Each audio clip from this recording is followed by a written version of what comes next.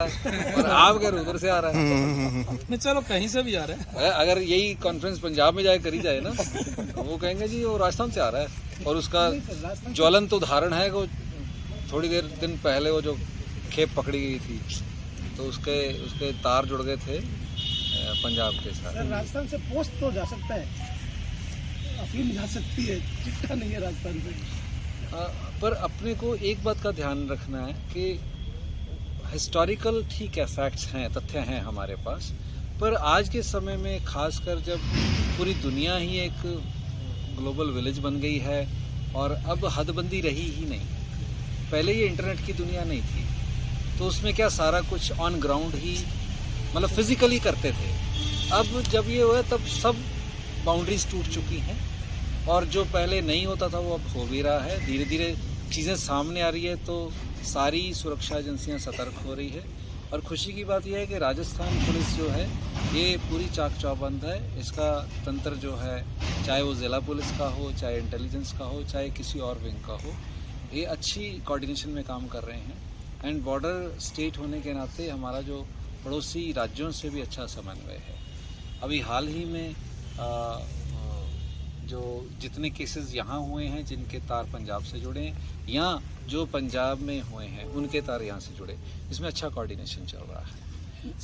और जो एक बात ज़रूर नज़र में आई है कि पंजाब बॉर्डर जो है इंटरनेशनल बॉर्डर, उसके ऊपर बीएसएफ की डेंसिटी बढ़ाई गई है। उसके कारण कुछ एक केसेस जो यहाँ नए आए हैं, जो पिछले 2-3 महीने में एक बड़ा खेप पकड़ी गई थी, उसका सोचा समझा जा रहा है, आइडिया लग रहा है कि शायद इसलिए आई है बिकॉज वहाँ डेंसिटी बढ़ी है, सख्ती बढ़ी है, उस कारण वो पंजाब के स्मगलर्स जो हैं वो इधर आने की कोशिश कर रहे हैं। तो एक तो वो है जो केस पकड़ा गया, 2-3 ऐसे केस हैं जो अभी फ्रूटफुल नहीं हुए लेकिन उनकी इंटेलिजेंस मिल गई थी पहले ही, तो जिसको कहते हैं रेकी करना जगह का, वो उसमें ही पकड़े गए। अभी माल नहीं आया था उनका, उसमें पकड़े गए। सो उनके भी लिंक्स जो हैं पंजाब से जुड़े थे। सो यस, एक बात सही है, हमको सतर्क रहने की ज़रूरत है। सर जिला पुलिस मामले रोज पकड़े जाते हैं? कुछ कानूनी अड़चनें होती हैं, कुछ जो है इंफॉर्मेशन कह सकते हैं जिस तरह की उसी तरह का केस बनेगा, और कुछ विधिक ज़रूरतें ऐसी होती। मान लो अब जिसके हाथ से पकड़ा गया वो तो इन्वॉल्व होगा ही होगा। हम ये नहीं कह सकते भी तू तो हनुमानगढ़ का, तू नाइजीरियन हो जा फिर तेरे को पकड़ेंगे, ये नहीं कह सकते। उससे डेफिनेटली जो कोशिश करते हैं उसकी तह तक जाने की, जो पीछे जाएँ हम उसके। सर आज का कार्यक्रम क्या रहा? पुलिस लाइंस का विजिट था, वहाँ की शाखाएं, वहाँ के ऑफिस, उनको देखना, संपर्क सभा जवानों से, उनके परिजनों से, और पुलिस लाइन का राउंड वगैरह वगैरह। तो कुछ निकल के आया संपर्क सभा में? कुछ खास निकल के आया तो एसपी साहब बताएंगे। नहीं, कुछ निर्देश ऐसा आपको कुछ कमी लगी हो जो सुधार की आवश्यकता हो जाए, ऐसे कुछ निर्देश? निर्देश नहीं कह सकते, इंस्पेक्शन जो होता है एक सतत प्रक्रिया है, उसके तहत आके देखा जाता है, लेखा जोखा किया जाता है साल भर का। और उसमें मेरे को तो जो ऑब्जर्वेशंस मेरी थी मैंने अवगत कराया। मुझे लगा कि पुलिस लाइन मैनेजमेंट में जवानों का और उनके फैमिलीज़ का इन्वॉल्वमेंट होना चाहिए, जो लोग वहाँ रहते हैं अंदर, वो स्टेक होल्डर्स हो जाते हैं वो, और उसको मतलब एक नए तरीके से सोचने, सेवा भाव से करने की ज़रूरत है। सर चोरी एक प्रकार से, तो संसाधनों के बारे में क्या कहना चाहेंगे? कुछ सरकारें कर नहीं रही, पुलिसकर्मी बड़ी विपरीत परिस्थितियों में काम कर रही हैं, बजट बढ़ना चाहिए पुलिस का। कोई भी सरकार अपने हिसाब से हर विभाग को बजट अलॉट करती है और हमको भी उस अनुपात में मिलता है। अब जहाँ कमी है उसकी हम ध्यान आकर्षण करते हैं, उसमें बाद में भी मिलता है। और हमारी कोशिश ये रहती है कि हमारा संसाधन जितना है उसमें हम बेस्ट आउटपुट दें। हम अपनी कमी को मांगने का, पूरा करने का आग्रह तो करते हैं, लेकिन हमारा ये रहता है कि whatever is available with us, we should do our best। अभी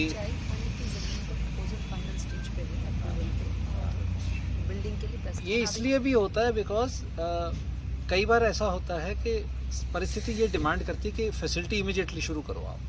मान लो आप जैसे बिजली थाना कह रहे हो, सिंचाई पानी थाना है, तो फैसिलिटी शुरू कर ली जाती है, क्योंकि सरकार का ही विंग है तो सरकार के किसी दूसरे दफ्तर से वो शुरू हो जाता है। और इतने में क्योंकि अब वो लैंड अलॉट करनी है, बिल्डिंग बनी, ये दूसरा विभाग काम करेगा उसका, तो उतने में उसकी कोशिश शुरू हो जाती है। और वो अभी जैसे एसपी साहब ने बताया कि जो हमारा सिंचाई पानी चोरी वाला थाना है, उसकी लैंड एंड बिल्डिंग्स का काम लगभग प्रपोजल उसके क्लियर हो बिल्डिंग रहे के लिए हैं, पैसा आ चुका है, लैंड का प्रपोजल फाइनल स्टेज पे, वो अलॉटमेंट होते ही फिर तो वो हो जाएगा। तो उसके चलते क्या हो जाएगा, अब इंडिपेंडेंट शुरू हो जाएगा, कहीं ना कहीं से शुरुआत तो होनी है। दूसरा तरीका ये है कि हम अपने हथियार डाल दें, नहीं साहब पहले तो सब कुछ दो, उसके बाद ही शुरू करेंगे। उसमें फिर जो व्यवस्था है लोगों तक उसका फ़ायदा पहुंचना, उसमें देरी लगती है। तो आई थिंक पब्लिक इंटरेस्ट में ये सही है कि कोई भी सरकारी बिल्डिंग से उसको शुरू कर दिया जाए और धीरे धीरे प्रपोजल्स बना के उसको काम कर दिया जाए। सर होती हैं हमारी, पीरियडिकल है हर साल। और ठीक है, 1.5 साल जो कोरोना का निकला पिछला, उसमें सारी एक्टिविटी ही थम गई थी एक तरह से, तो पुलिस की जो गैदरिंग वाली एक्टिविटीज़ थी वो भी थमी हैं। अदरवाइज रेंज गेम्स जो हैं हमारी, वो हर साल बाय रोटेशन एक ज़िले में होती है। जैसे बीकानेर रेंज ये है तो इसके 4 ज़िले हैं, बाय रोटेशन एक ज़िले में हर साल होगा उसका। एंड इसी तरह डिस्ट्रिक्ट लेवल पे ये पुलिस लाइन में गेम्स जो हैं इंडिविजुअल भी अरेंज की जाती हैं, उसमें झूले और ओपन जिम और ये सारा कुछ।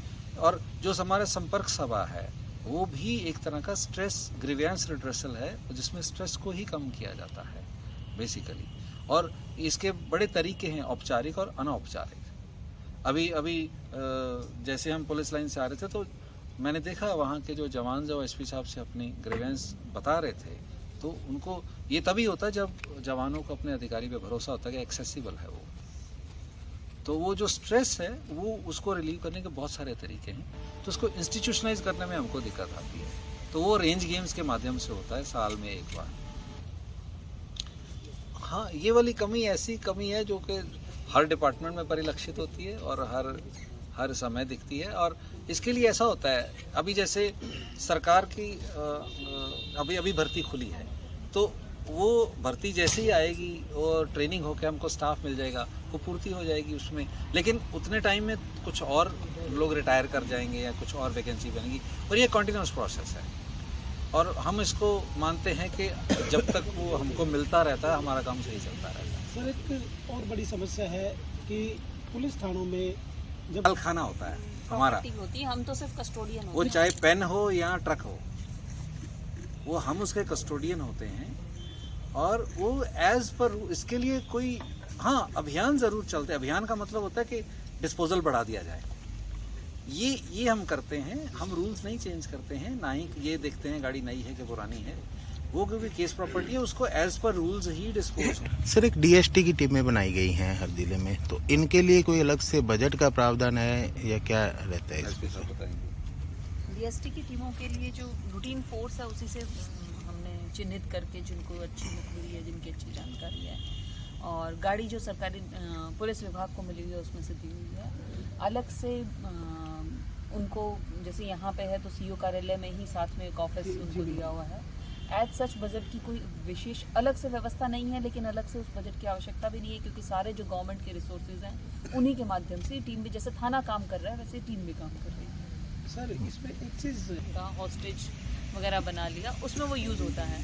पर वो कांस्टेबल्स रूटीन ड्यूटी करते हैं। यदि नंबर जो होते हैं 3 साल के लिए नॉमिनेट होते हैं, और उसमें से हर एक साल में उसमें 1/3 चेंज होते हैं। मैम तो उनकी अब जो है योग्यता का वापस से क्या जनवरी के लिए अब प्रक्रिया शुरू करेंगे। विधायक इस होता है। महीने में जो पुराने 1/3 है वो जाएंगे और नए ऐड हो जाएंगे। नहीं सर आधार पे बनाए जाते हैं विधायक जी। उसकी योग्यता यही है, उनके खिलाफ कोई क्रिमिनल रिकॉर्ड नहीं होना चाहिए, नंबर 1 पॉइंट। नंबर 2, उनकी आम शोहरत अच्छी होनी चाहिए। नंबर 3, उनके लोगों पे पकड़ होनी चाहिए। चलाता है अपने घर पे या अपने ठिकाने पे, उसको सीएलजी मेंबर बना रखा हो आपने, तो उसका क्या इलाज है सर? कार्रवाई नहीं होगी उसके खिलाफ, तो वो किसी के भी खिलाफ मुकदमा दर्ज करवा देता है। है टाइम में कहाँ मैडम, उल्टा पत्रकारों पर मुकदमा करवा दिया उसने, सट्टे का काम करने वाले ने।